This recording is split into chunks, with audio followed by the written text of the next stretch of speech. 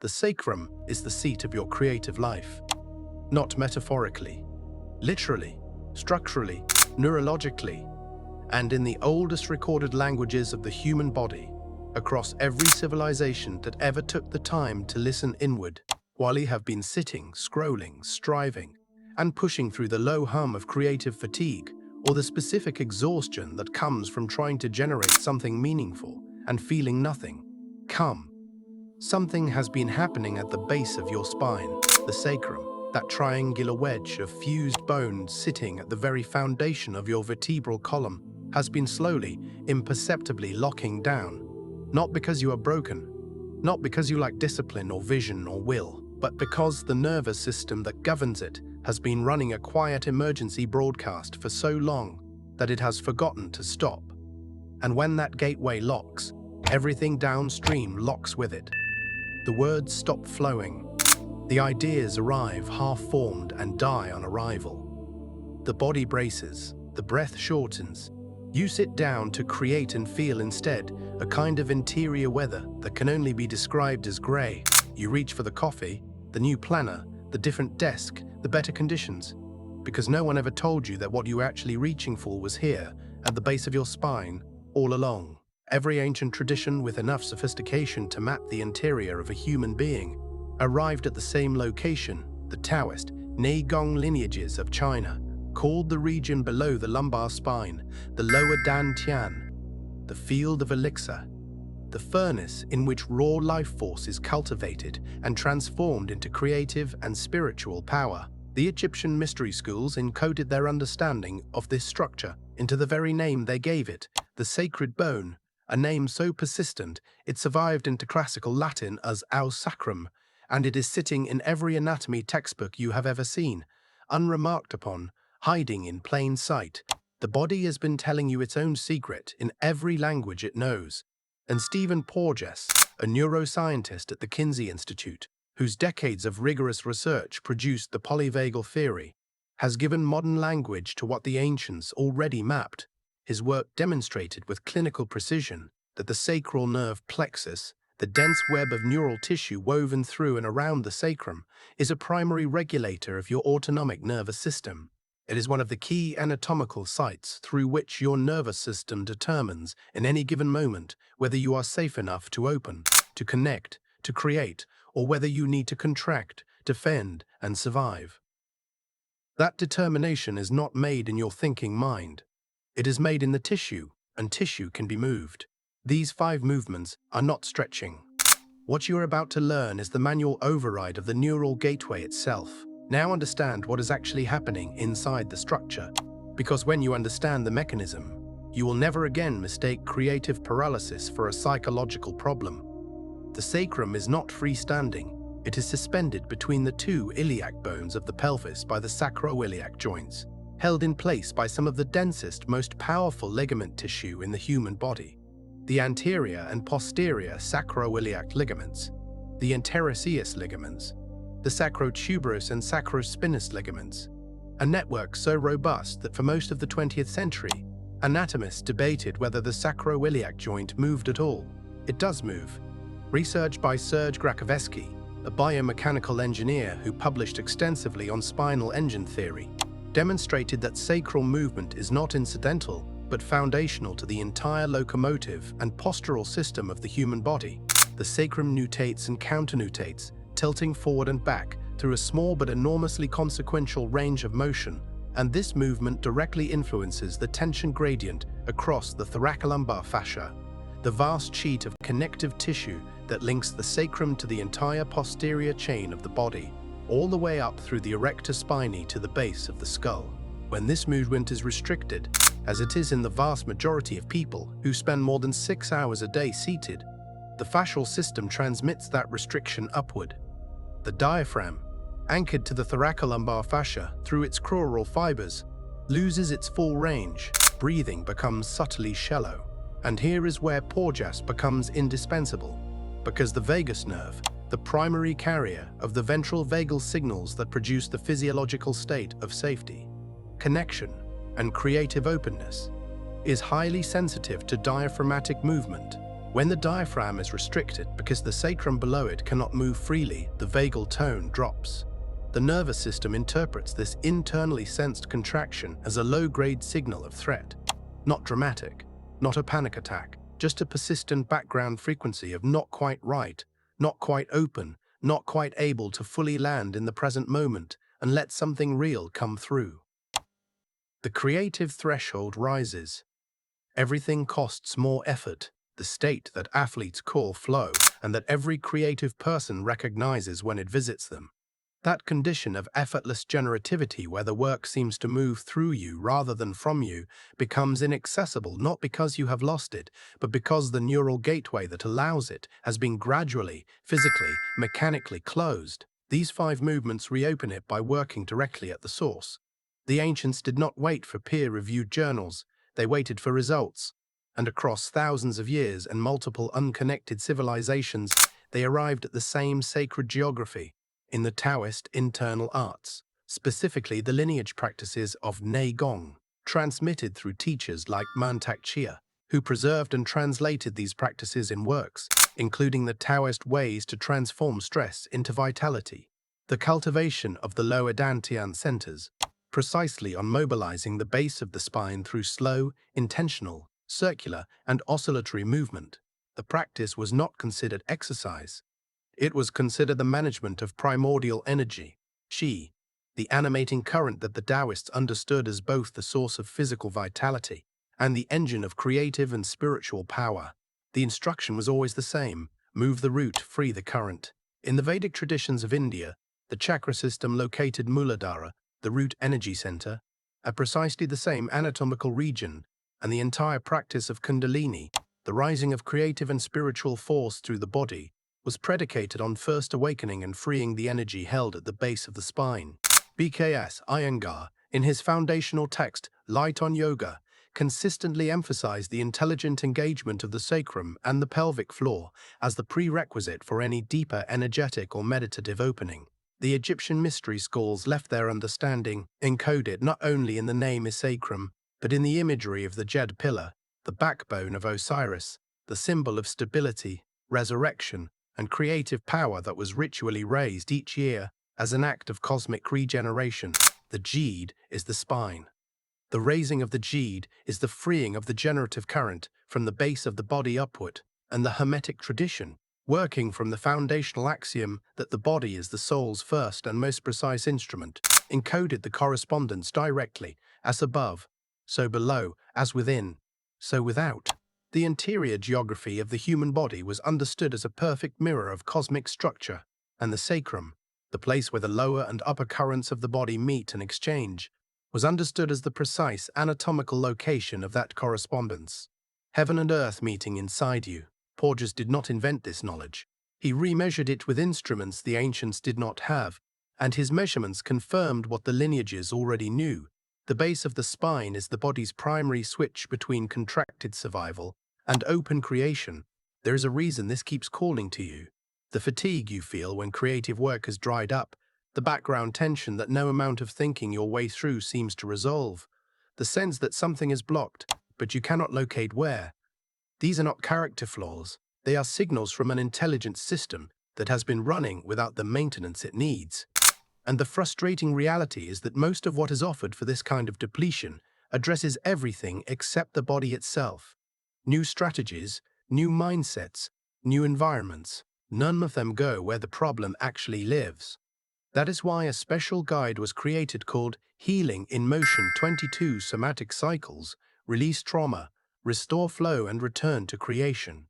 It is built around 22 complete somatic movement sequences, each one designed to work through the body's own intelligence to release what has been stored and restore the neural conditions for genuine creative flow. This is not a collection of exercises. It is a full progression that takes you from contraction back to openness, from the restricted nervous system back to the ventral vagal state where creation becomes possible again. The people who have moved through it have shared real accounts of what shifted, and you can read those directly in the first pinned comment below this video, where the link is also available for a limited time. If this work is speaking to something you recognize in your own body, that comment is your next step. The science did not arrive first, the knowledge arrived first. encoded in bone and breath, and the slow accumulated wisdom of people who paid close attention to what happened inside a human body when it was allowed to move the way it was designed to move. What the science has done is arrive with instruments precise enough to measure what the lineages already knew, and the confirmation, when you sit with it fully, produces a particular kind of awe, the awe of recognizing something ancient suddenly illuminated by a different quality of light. Bessel van der Kolk spent decades working with traumatized bodies, and what he documented in his landmark work, The Body Keeps the Score, fundamentally reoriented the clinical understanding of where experience actually lives, not in the story you tell about what happened, in the tissue, in the posture, in the breath pattern that shortened in response to something overwhelming and then never fully returned to its original depth. Van der Kolk's research demonstrated that the body holds the imprint of every experience that was too large to be fully processed through the thinking mind, and that accessing those imprints for healing and release requires working at the level of the body itself, not the narrative about it. This is not metaphor, it is measurable. The autonomic nervous system encodes its history in fascial tension, in respiratory pattern, in the specific quality of muscular bracing that settles into the pelvis and the base of the spine when the system has spent too long in high alert. When the sacrum cannot move freely, this is often why. Not structural damage. Stored history. Thomas Myers, whose foundational anatomical mapping work Anatomy Trains gave the clinical world its most comprehensive framework for understanding how the body's fascial lines transmit tension and restriction across its entire length, demonstrated that the sacrum sits at the intersection of multiple major myofascial meridians. The superficial back line, the deep front line, the lateral line, each of these continuous chains of connective tissue passes through or anchors near the sacrum. Restriction at this central junction propagates upward and downward simultaneously, and release at this same location can propagate along the same lines in both directions. The body communicates through its connective tissue the way a river communicates through its tributaries, and the sacrum is where several major tributaries converge. The neuroplasticity research emerging from figures like Michael Merzenich at the University of California, San Francisco, adds another essential layer. The nervous system is not fixed. The neural pathways that have organized themselves around a posture of contraction and low-grade defense can be reorganized through new somatic input. New movement creates new neural mapping. The body you were in 5 minutes ago can be genuinely different from the body you are in now. Not because of effort or willpower, but because the nervous system updated itself in response to what it felt. This is the validation of every ancient practice that insisted on slow, intentional, embodied movement as the path to transformation. The Taoists were doing neuroplasticity. They simply called it something older. Now you move. Not to exercise the sacrum, to speak to it in the language it understands. Begin in any position where the pelvis can be free. Seated on the edge of a chair with both feet flat on the floor works well.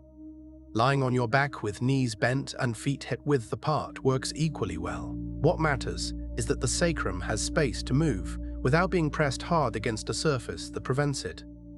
If you are seated, take a moment and feel the two sitting bones making contact with the surface beneath you. These are your anchors. You are going to move relative to them, not from them. The first movement is sacral nutation. You are going to tilt the top of your pelvis very gently forward, letting the lumbar spine curve into a very subtle arch, only a few degrees, while simultaneously allowing the sitting bones to move slightly backward and apart. Do not force this. Invite it. Breathe in as you do it, letting the breath fill the lower belly first, then the sides of the ribcage. Hold this position for one full breath cycle, feeling the front of the sacrum tipping forward and down. The second movement is the return, what anatomists call counter-nutation. Exhale and allow the pelvis to rock in the opposite direction, the lower back gently flattening, the sitting bones drawing forward and slightly together, the tailbone lengthening downward. Move between these two positions at the pace of your own breathing for 8 full breath cycles. Do not try to feel anything in particular. Simply allow the breath and the movement to be one continuous thing. The third movement is the lateral rock, from neutral. Allow the weight to shift very gently over the right sitting bone, feeling a subtle compression there, and then glide equally gently to the left. You are not leaning dramatically. You are allowing the sacrum to shift laterally within the pelvis in the small, real movement that the sacroiliac joints are designed to permit. 7 shifts in each direction, slow, barely perceptible from the outside, enormous in their internal effect. The 4th movement is sacral circumduction. You are going to allow these movements to blend into a slow, continuous, unhurried circle. Forward tilt into right shift, into back tilt, into left shift, and around again. The circle should be small enough that someone watching you would barely see it. Internally, it feels like everything below your navel is slowly loosening its grip. 6 circles in one direction. Pause. 6 circles in the other. The 5th movement is the stillness that follows movement.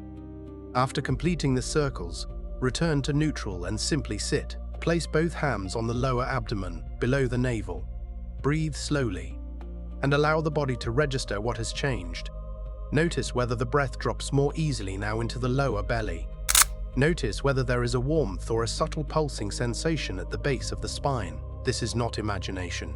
This is the sacral plexus receiving increased circulation and neural signaling after restriction has eased.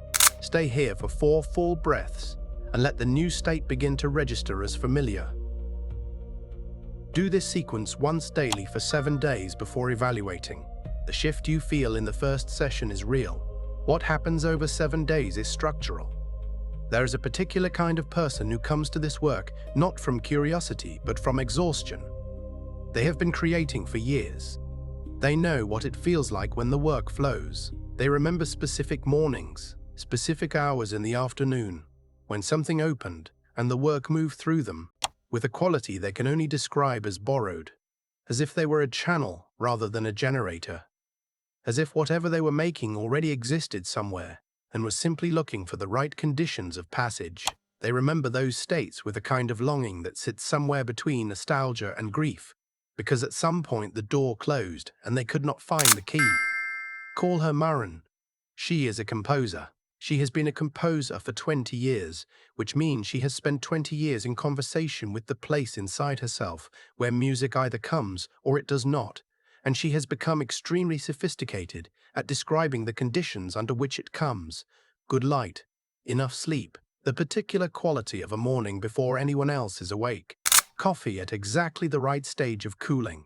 And for a while these conditions were enough, and then they were not.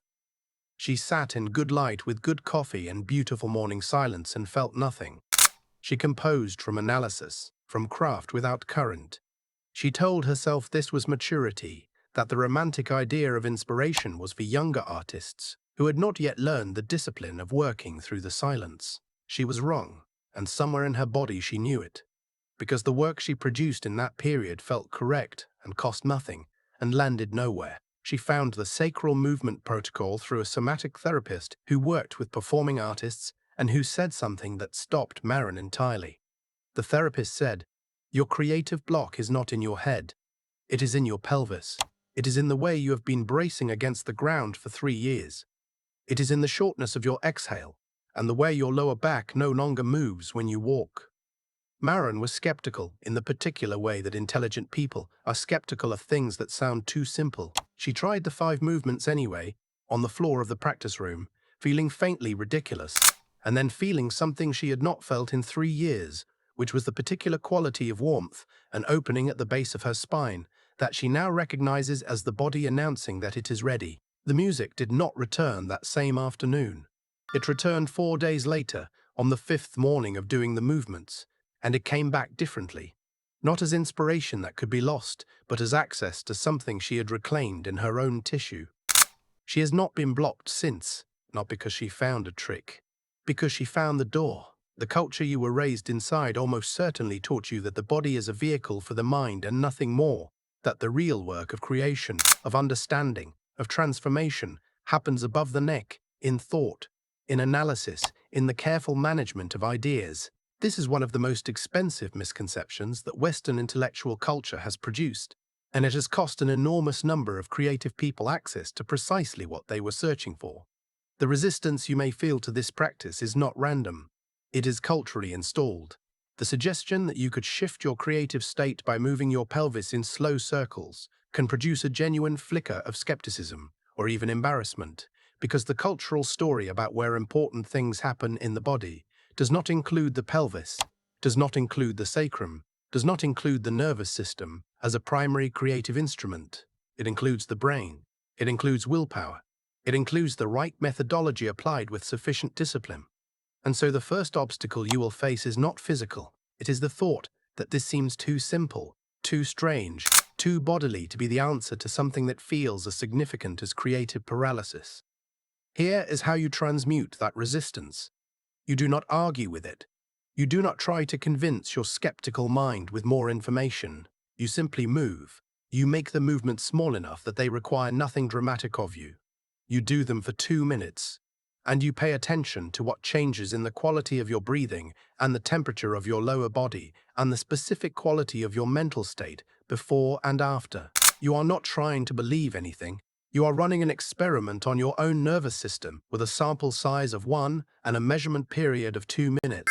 That is all that is required to begin. The skepticism can ride along.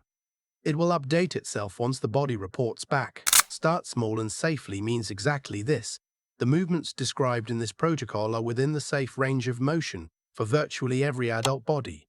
They require no flexibility. They require no prior somatic training. They require only your willingness to be in your body long enough to feel what it already knows. The deeper truth this journey reveals is something the mystics have always stated plainly, even when the culture was not ready to hear it. The body is not the obstacle to the spiritual or creative life. It is the instrument through which that life becomes possible. Every attempt to transcend the body, to think your way into creative flow, to override the body's signals with sheer intellectual will, has always been moving in precisely the wrong direction. The path runs through the body, not around it. The somatic therapist and researcher Peter Levine, whose life's work in developing somatic experiencing gave the therapeutic world its most precise map of how trauma is held and released in the body, wrote something that has stayed with people who read it in a way that few clinical sentences do. He wrote, "The body has its own wisdom, and that wisdom speaks in sensations, not words." What Levine understood, and what the lineages always understood, and what the 5 movements of this protocol are designed to put you back in contact with, is that the deepest intelligence available to you is not located in your reasoning mind. It is distributed through your nervous system, carried in your connective tissue, encoded in the specific quality of tension and release that lives in the structures at the base of your spine. This is not a regression to something primitive. This is a restoration of something original, the ventral vagal state that Porges documented, the lower dantian cultivation that the Taoists mapped, the awakening at the root that the Vedic lineages prescribed. These are not different things described in different languages. They are the same biological state. The nervous system returned to the open, generative, connected condition it was designed to inhabit. The condition that Western modernity has systematically trained out of people through sedentary posture, chronic stimulation, and the cultural story that the body is something to be managed rather than listened to. You are not learning something new. You are recovering access to something you were born already knowing. The sacrum has always been the door. You are simply returning with the key. If something in this shifted for you, if you felt the movement in your own body as you listened, if something in the science or the story or the practice landed in a way that felt like recognition rather than new information, then this work is speaking to something real in you, and it is worth marking. Press the like button now, not as a gesture of approval, but as an act of acknowledgement. Acknowledging that this conversation about the body as a creative instrument deserves to continue and to reach the people who need it. Subscribe to this channel and turn on notifications so that when the next piece of this map becomes available, you will be there to receive it. In the comments below, type this declaration exactly as it is. My body is the instrument, not the obstacle. Type it because declarations made in writing are a form of commitment. And commitment is how the body begins to reorganize itself around a new truth. Share this with one person in your life who you know is sitting in the gray of creative exhaustion right now, who has been reaching for solutions everywhere except the place where the solution actually lives. That one share may be the thing that reaches them. And if you are ready to go deeper into this work right now, click anywhere on the screen and the next video in this series will meet you there. This channel exists for one purpose: to return you to the full intelligence of your own body, because everything you have been searching for in the external world has always been waiting here, in the tissue, in the breath, in the sacred bone at the base of your spine.